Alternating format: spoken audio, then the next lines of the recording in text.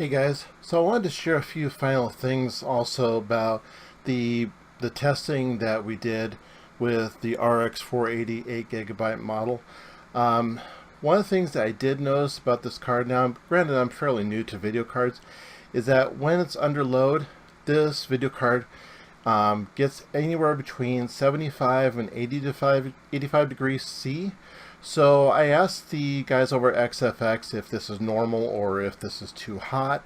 And I did get a response back from XFX saying that depending on the case load and the build and the games that are running, it can get between 75 and 85 C. So this is totally normal for the XFX build of the RX 480. So after we did all the testing, we were doing the wrapping up between CrashOverride and I, and we actually kind of got a little bit rambly, as it were. So I wanted to share with you how the video that we did about the video card battle was going to end, as opposed to how it really ended. So sit back and enjoy this one. So in the end result, when it comes to these two cards, the performance is pretty close. But what blows my mind is the fact that NVIDIA can hold its own with a 4 GB card versus AMD with an 8 GB card. And you gotta wonder, okay, what is NVIDIA doing this so right that it can just do stuff like this? So with a 970, it's holding its own. So I can only imagine what would happen if I decided to switch from this 8 GB card to, say, like a 1060. It would probably just go through the roof. What's up, everyone? Come on, get your ass over. Okay. So it's a little cramped here in the corner. Yeah, especially when there's two people. But hey, it's cool. This is Crash's Game Corner. This is a nice, comfy corner of the universe. So what are your thoughts between the two cards now that we've tested? Because we did the testing previously on the RX 480 in my rig, and Crash has already demonstrated the results of the 970 in his. So what do you think between the two cards? I'd say between both of them, I mean, the RX 480 is actually not a bad card. I mean, it looks nice. It actually runs fairly decent. But I think AMD has a lot of work to go. Because so far, I'm guessing a lot of this has to do with the optimizations. Now, the RX 480 is pretty good for the price point. I mean, you're paying $280 for an 8 GB card that's got more than enough, at least more than enough headroom if you're wanting to do like 4K gaming or something like that. Now, if AMD does not start optimizing their games a lot better, I'd have to say NVIDIA is definitely going to take them for their money. Because I know with like I think the 1080 does have an 8 GB model. So yeah, I think that both the 1080 and the 1070 come in an 8 GB flavor. So it would be interesting to, and I'm sure other people have already done this because other people with way more budget than I have got have already pitted the RX 480 versus the GTX 1070 and 1080, and I'm sure you'll see all the benchmarks for those. But it's kind of interesting to see how a 970, one generation older than the new RX 480, holds its own. that's why I said, even though, yes, my card is older, it still does very well for me. So, if you don't, that's why I don't really upgrade all the time. I mean, I went from a 660 to the 970. So, I mean, I would say out there, at least if anyone's wanting a newer card, I mean, the 970, I enjoy it. It's quite a good card. You definitely don't want to overclock it or make it to where the graphics are hovering right at that 4 GB mark, because NVIDIA definitely has problems with that. But other than that, it's a very well done card. Now, granted, you can overclock the RX 480 because AMD does have that built in, but you do so at your own risk, depending on how your temperature goes. Yeah. What I found with the RX 480 now, at least in my smaller case, which you can see up there, granted, the airflow is probably not as good as a better case, so I'm probably going to do some more temperature testing with a slightly bigger case, maybe better airflow, a heck of a lot better cord management. Run some more temperature tests and see how it runs in, because maybe it's just the airflow. But all that aside, the card under load, I don't really see getting much above 80, if at all, under load. Lately I've seen it been running about 75, 78-ish under load. When it's in idle mode, it'll run about 55 to 59 degrees C. So about 59, 60 degrees. And that's just using the fans that come with the card. Doesn't have any fancy water cooling block or anything like that on it. Yeah. It's just running stock fans. I mean, with this, man, we definitely got to give props to XFX. They definitely know how the hell to build a good card. I mean, to me, they've done a fantastic job with it. And, you know, I understand they did send them fans, and, you know, they didn't send me nothing. I really don't give a shit. But to me, it's a well-made card. It is XFX a well-made card. does a good job. I mean, as far as the frames per second count in games like Grand Theft Auto, it does look like the GTX 970 does perform better. And I think that all that has to do is with the optimization. That's what I think it is. So you may have to play with the settings on yours to see how well you can get games like that to run on your system. In fact, I got something I got to show you real quick. Go ahead, continue your thought. Once my big ass gets out of the way. So, with that being said, perhaps maybe I won't be doing any changes to my system. Maybe I'll just leave it as is, because, you know, granted, it's not pegging 60 all the time, every single frame, but it does fine. It does better than 30. What you got there? This is definitely a blast from the past, Oh, which actually I'm going to get into frame. Okay. So, we'll edit out the little transitions here. see, So, what do you got for us here? What is this? see, he's not the only one who likes FXX. Oh, you have an XFX card. Yes, this is an XFX. I hate that fucking name, but God, this is an old GeForce 9600 GSO. This is an old card, but I've had XFX. So when you told me you had it, I was like, wow, because this is one. I've had this for, I think, about 8-9 years, and it still works extremely well. How much RAM does that thing have on it? It only has 768 megs of RAM. So it's not even a full 1 gig card. No. Wow. This is from my days when I was first PC gaming, so... So hey, XFX, you guys have been around a long time here.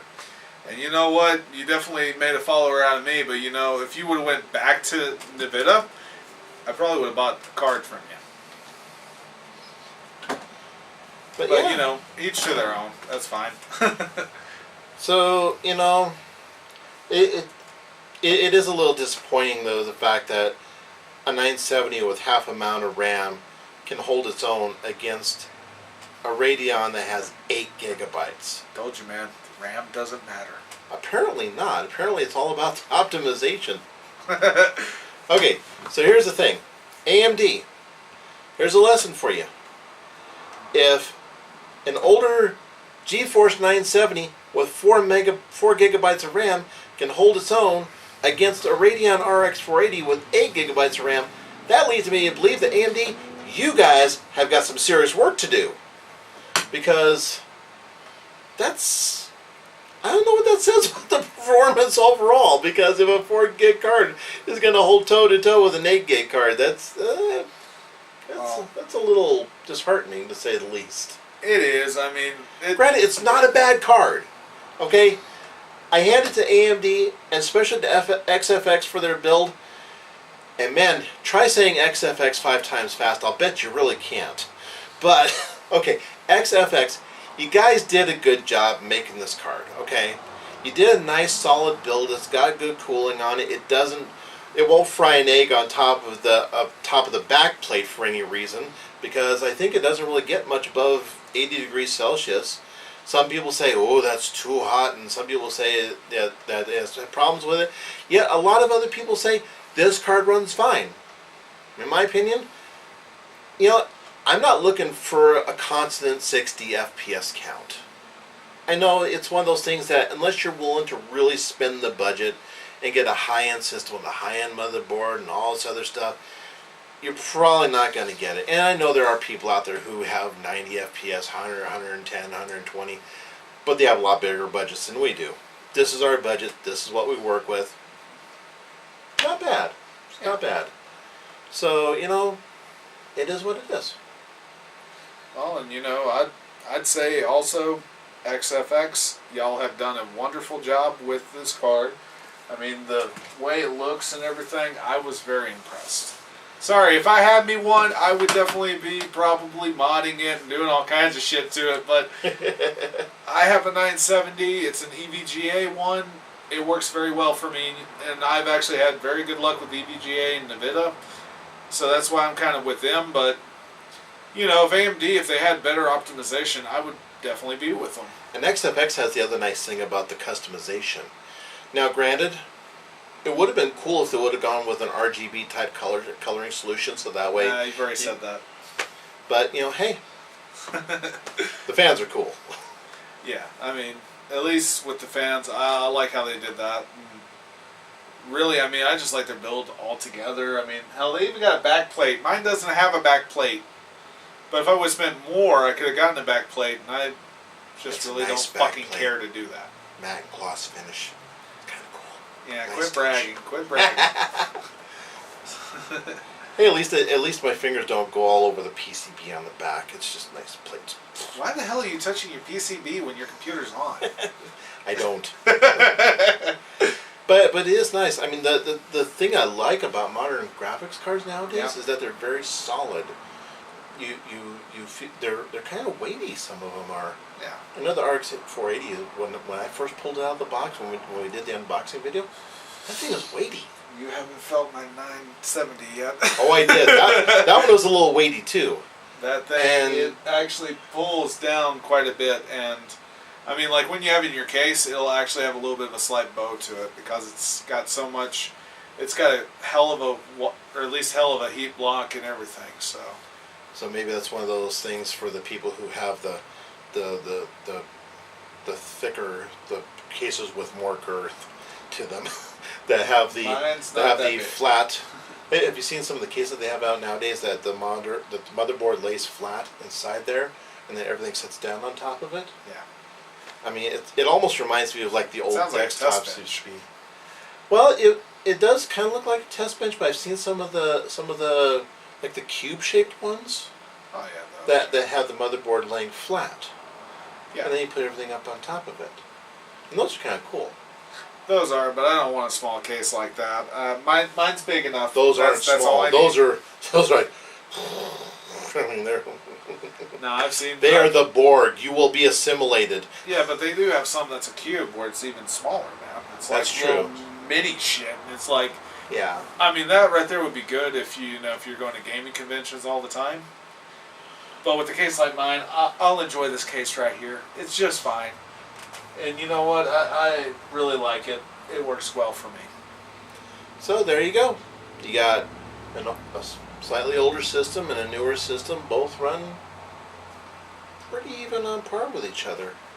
Not much difference. I mean, the GTX and the Intel, even though they're older, they do hold their own versus the newer AMD sets. Even AMD. I mean, this AMD actually shocked me because I've always been an Intel fanboy. I mean, I love the i7. But this, I mean, really, it's not bad. And this is the A10 processor that's in this one. Yeah, I mean, the A10 processor, I mean, granted, the NVIDIA card is what kind of pushed it over the top, but it still held its own. I mean, it actually held up pretty well. I was thinking the processor was old and probably shit and he needed to give himself another one, but no, it actually held. The Grand Theft Auto benchmark, I couldn't believe that. Yeah, not too bad. Yeah, not bad at all. So Considering I'm the one that kind of pointed you that way anyway, because you were in a budget, but yep. Even for a budget build, I mean, I would say, anyone that tries to say consoles are cheaper and everything, they don't really know what the fuck they're talking about. You can do a budget build and you'll get decent frames. You actually can build a decent gaming rig for less than the cost of a PS4 or an Xbox One, and still get much better than 30 frames per second on your graphics. So, I mean, plus the fact that you're going to be able to do more with it. I mean, even if you got to pay a little bit more, like maybe $50-$60 more, you get a hell of a lot more than just a console. I mean, that's one thing I would say. I have an Xbox One, I have a PS4, I have a Wii U. I have basically a shit ton of consoles, but I can do so much more with my PC than I can with a console. I mean, because with a PC, you've got multimedia, you've got online that you can do anything with. Plus, with PCs, you have a lot of potential to customize it the way that you want it to. Exactly. I mean, granted, some people might like a console experience a lot more than a PC.